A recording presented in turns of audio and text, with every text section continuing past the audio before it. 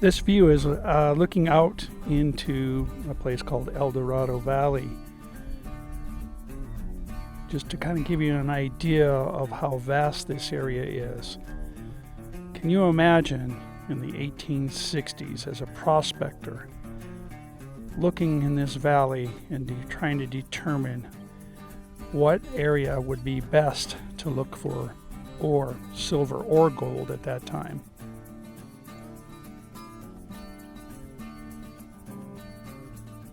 And it would take many, many hours and sometimes days to cross a valley and to get into one area versus another. What did the prospector see that made him look in this area as opposed to a different area?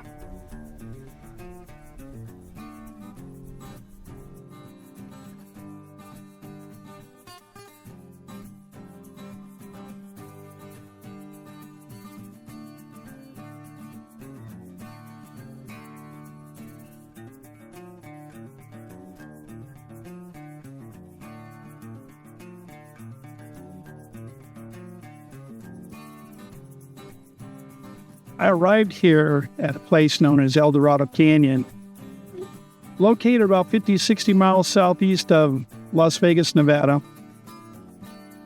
It was said and written that this area was explored by Spaniards back around 1770s. And they did discover some gold. However, there was no real production gold mined out of this area until 1859, when a exploration group out of Fort Mojave downstream on the Colorado River explored this canyon and discovered gold. There was 3 significant mines in this area that added to the total value. There were several others, but the most significant was the Takata Cup, the Wall Street, and the Rand. We're going to go and explore this area today and report on the history and look at some of the ruins that are left behind in these mines. Come along with me and let's go make a video. This area at the top of Eldorado Canyon is where the first mines were actually discovered for production. I believe the very first one at the top of Eldorado Canyon here, it was called the Honest Miner Claim. As I recall reading, it was 1859 that their claim was recorded. I'm standing at a location that what appears to me to be the location of the 10-stamp mill that was owned and operated by the Eldorado Rand Mining Company. I read a 1937 assessment of this property, and it indicated that it had fully operational a 10-stamp mill, some motors and engines, and had an amalgamation tables, which looks like those are the foundations that we're going to walk up to right now. That's probably where the amalgamation tables were, which is where they use the process to separate out the gold ore. This site also says at that particular assessment that it had some bunk houses and some an assay office, the mining superintendent's cottage, and a couple of other repair shops. That platform that looks like has been crumbled up and collapsed might have been the base for a cyanide tank, since it's right next to the mill. I see also right here is an entry into the mine shaft, or a mine shaft, or an audit. We'll go up there and check that out. Obviously I won't go in there too far. I am by myself. Watch for critters close by as well.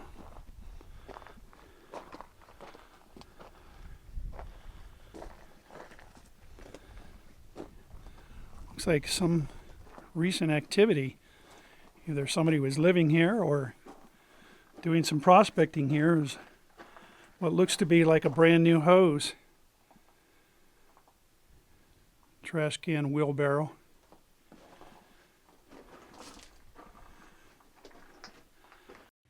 After the mines played out in Eldorado Canyon, the ghost town of Nelson, also this particular location was known as the Eldorado City Camp, was left largely to rot away. But in 1994, Tony and Bobby Worley bought the property and they restored the buildings and opened up the Takata Cup Mine for tours. And I highly recommend that you take the tour. It's very informative. The Takata Cup Mine was the site of the first discovery of silver and gold ore in the Eldorado Canyon, starting about 1860, and has been the most important single producer in the Eldorado district. According to the mine map, the Takata Cup Mine has a total depth of more than 600 feet and extensive underground workings. Mining activity was practically continuous from about 1861 until 1897, when the Southwestern Mining Company was wiped out in a financial crash. Little activity other than maintenance work happened between 1897 and 1900, and no activity occurred until 1905. At that time, there was new shafts sunk, and work continued until 1906. The mine owner at that time died in 1906. There was no further activity until 1913. There was very little recorded activity from 1913 through 1934. The ore finally played out and the mine was abandoned after World War II. Today, after you check in at the front counter at the general store, you can roam around the property and check out the old buildings and cars. The store is a museum with all the artifacts that you can imagine that were collected from this immediate area.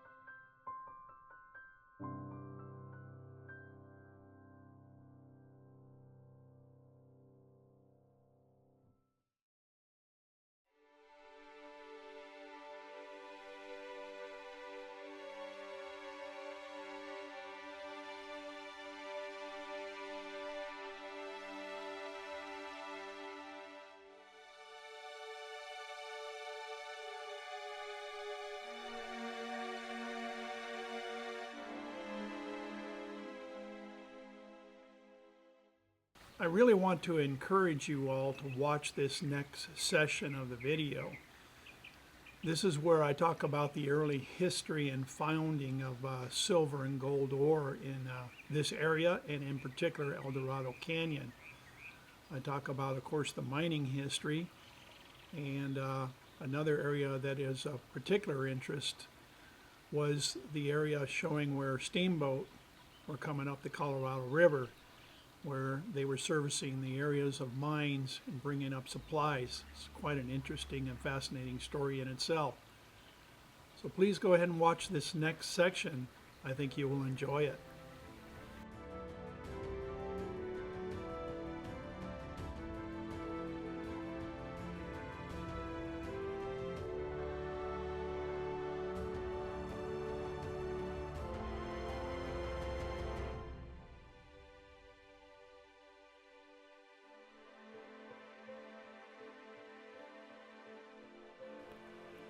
The earliest Europeans into the Southwest noted in their records the large amounts of metallic ores stored in the Indian settlements. These ores had been finely crushed to facilitate their use. Both silver, lead, and copper ores were valued by the Indian populations. They used them to color the various earthen utensils made for domestic purposes.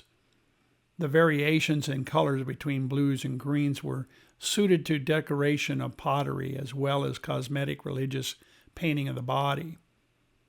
The earliest documented contact by Europeans within this area was made by Lieutenant Joseph Ives in 1858 as a part of the survey made by the Corps of Topographical Engineers on the navigability of the Colorado River. Ives' boat, called the Explorer, passed through Eldorado Canyon but was damaged upstream in Black Canyon. It is surmised that J.S. Newberry, a geologist and member of Ives' party, made the first mineral collections in Eldorado Searchlight area. Newberry and others made a short trip up a side canyon of the Colorado to the west or Eldorado Canyon during a period when the boat was being repaired. While there, they gathered samples of what was thought to be opal. The published dates for discovery of deposits in Eldorado Canyon vary from an unspecified date in the early 1850s to 1861. Usually these dates are tied to the activities of early settlers in Las Vegas Valley or their garrison at Fort Mojave. In 1858, Fort Mojave was established on the Colorado River at the Mojave villages south of the Eldorado Canyon. It was garrisoned by 3 companies of infantry under Colonel Huffman.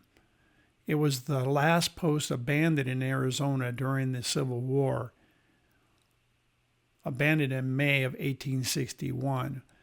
One reason for placing the post in that location was the pacification of Indians so that mining could be conducted. Capital came into Eldorado at an early date. George Hurst, or an agent, visited the camp in 1862 and bought interest in various properties. Increased production brought additional requirements for milling facilities.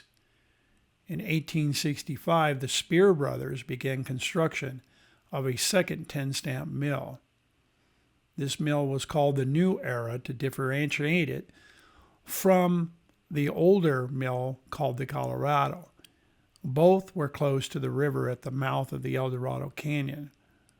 The New Era had a contract to crush rock for the Techatticup Mine, or some people pronounce it as Techatticup. During the early 1860s, approximately 300 to 500 people were working in the Colorado mining district. When formal organization of the miners working about Eldorado Canyon became necessary, a mining district was established and named the Colorado Mining District. Originally located in New Mexico, the district became part of the new territory of Arizona in February 1863. In 1866, The district was incorporated into the part of Nevada formed from the Piute County, Arizona. The mining done in the 1860s was of the individual or small party scale. The ore was a high grade of silver chloride containing as high as 400 ounces of silver to the ton, worth over $1 an ounce in the metals market. Even discounting the cost of transportation and smelting, a considerable profit could be made. Of prime concern to the miners and to the potential investors was the security from Indian raids. Although a military post existed at Fort Mojave downstream, the only satisfactory solution was a garrison at Eldorado, close to the settlement and the mills. Agitation for a permanent garrison began in the early 1860s. Letters dated December 1862 record the petition made by troops by the miners. By the spring of 1863, troops had arrived. During the Civil War, the regular troops were replaced by members of the Volunteer Army of the Pacific, raised in California, and made up principally of miners. Detachments of this organization were placed at Fort Mojave and at Fort Piute. They were allowed to prospect during their off-duty time. Many new discoveries were made because the soldier miners would travel in well-armed groups and could penetrate areas that had to be avoided by the single prospector. The Civil War had its effect on the Colorado mining district. Some desertion was experienced at Fort Mojave and the post at Eldorado. The miners themselves divided into two communities and moved into separate parts of the canyon. The Union camp was located at Buster Falls, while the Southern forces gathered at Lucky Jim Camp a mile down the canyon. Population grew as those seeking to avoid military service left in the more settled-in districts looking for areas with an absence of law and order. Some 1,500 persons were in the district at that time. Troops remained based at Eldorado for some time after the war. Considerable location work and development was carried out. Over 760 mineral lodes and 850 mining deeds were recorded by 1865. The district was important enough to warrant military protection until at least 1867. The Colorado Mining District was known as an area where the ordinary individual could earn above the average scale for miners. A common saying was, if you need a steak, go to Eldorado Canyon. Nobody leaves broke. Organization came to the Colorado Mining District about 1870. The first group to dominate Eldorado Canyon was the Eldorado Mining Company and owned the Takata Cup Mine together with many other properties. The Takata Cup Mine was discovered in 1861. By 1870, the company was able to make sufficient profits to construct a mill and smelter at Eldorado, which handled the Takata Cup ore as well as custom work. The county seat was some 250 miles to the north. No records were kept of the mineral production for fear of taxation from the county authorities. It is estimated that more than $3 million was produced prior to 1879.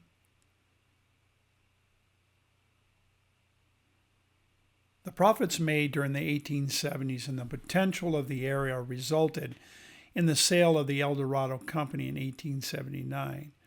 The purchaser was a Minneapolis group called the Southwestern Mining Company. They took over the older firm's interests and introduced considerable money into the local economy. Production continued and the mills worked constantly. As ore deposits became deeper, the percentage of silver decreased, while gold increased. Later work was done for gold values rather than silver. The number of individuals working in the Colorado Mining District during the 1890s was far fewer than in the 1860s. For over 30 years, 1860 to 1897, mining was conducted in the Eldorado Canyon, and there were considerable production, but little outside notice. This was due to the isolated nature of the camp, with approaches controlled by hostile Indians and scarcely less dangerous Mormons. Eldorado Canyon in 1857, at the time of its discovery, was in one of the most isolated portions of the United States. It was surrounded by rough deserts, stretching many hundreds of miles in every direction. As a result of the difficulties of land transportation, much of the traffic and communication with the outside world was carried on by means of riverboats, which could travel from San Francisco around Baja California into the Gulf of California and up the Colorado River to Eldorado Canyon. Even the means of communication and transportation was limited, since the river was navigable for only a few months out of the year during periods of high water. Because of the isolation of the district, during early days many desperados sought escape from the law by coming to Eldorado, where they might earn a grub stake, and then make their way down the Colorado by small boat to Mexico. Numerous incidences are recorded of unresolved murders, and also conflict between miners and the surrounding and sometimes hostile Paiute Indians were not uncommon. Placer operations were conducted on a small scale during the years 1932 through 1937, with a total recovery of about 168 ounces of gold and 39 ounces of silver, having a combined value of $3,954 at that time. Production continued at a very slow rate during 1909, and by the year 1912, production had dropped off significantly. During 1913, considerable development work was done at the Rand Mine. By 1914, the Rand Mine had newly constructed a 10-stamp amalgamation and concentration mill. And the main producing mine in 1915 was the Takata Cup Mine. During 1916, production was considerably increased. During 1921 and 1922, the Takata Cup and other major mining properties were idle, and no production of importance was reported from the district. In 1923 and 1924, production was from the Takata Cup Mine. The significant mines in that immediate area after 1934 were operating only intermittently, and then during 1942, the precious metal mining situation was adversely affected by shortages of personnel and supplies as a result of the Second World War. In the latter portion of that year, the War Production Board of the United States government issued a directive which ordered all mines producing gold within the territory of the United States to cease breaking out new ore after October 15, 1942. Since 1944, no important production of precious metal ores had come from the Eldorado mining district. Today, most of the mines are flooded at their lower levels.